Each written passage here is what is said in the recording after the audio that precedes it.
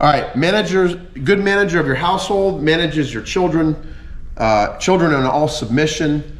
This is the verse where I remember one guy came to me one day with his deacon badge. He goes, Dave, my kid's a sinner, man. And so what I would say to him is, there's a little group over here called PKs, pastor kids. And they're really good at sinning. They're sophisticated sinners, right? So, yeah, it's true. And they have a reputation for that. But so here's what this means.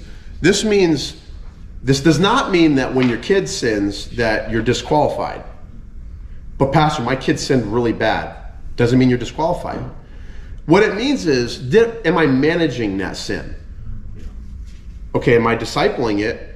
Am I just letting it happen in my house? No, once he's out of my house and he's got his own house, there's nothing I can do about that. I can make a phone call and like, hey, but, kid, stop, but it's not my responsibility. But when he's in my house or she's in my house, I have a responsibility to manage what happens in my house. And so if I let, both of my kids go to CCA, they're both in high school. Pray for me.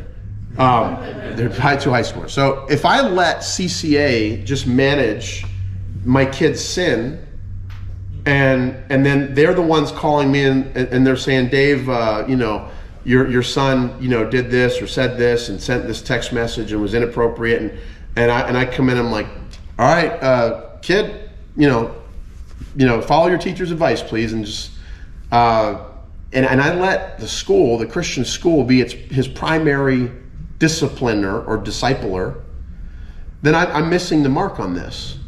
If I let the law enforcement be their primary disciplers or the justice system be their primary disciplers, and I'm just letting them commit crimes in my household, and I'm not managing it, I'm in violation of this verse. So I have a responsibility as a Christian man, my wife and I as a Christian couple, to manage our kids' sin. They should be more afraid of the consequences they get at home than sitting in detention or being suspended. When they get home, there's going to be harder consequences here. We are going to manage that.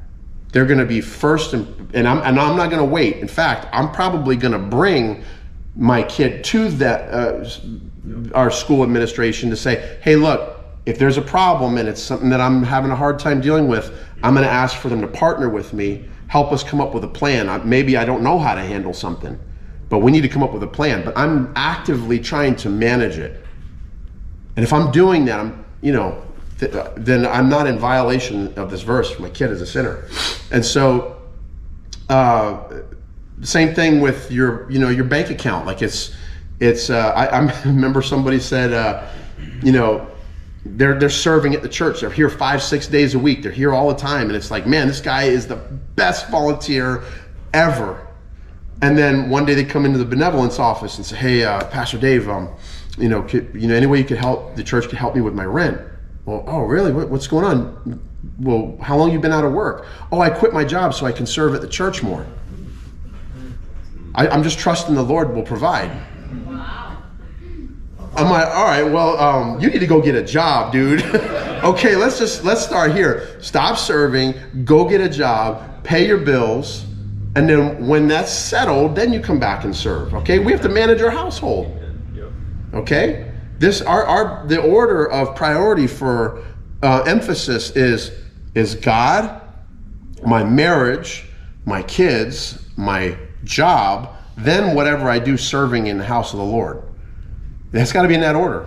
Because if my job's out of whack and I've got credit card debt through the wazoo and I can't make ends meet and this and that, and I'm making bad business decisions or financial decisions, and I've got an $800 a month Mercedes-Benz car payment, but I can't pay my rent, might not be a deacon. Not this year. Maybe next year. Maybe next year, but not this year. All right? Does that make sense?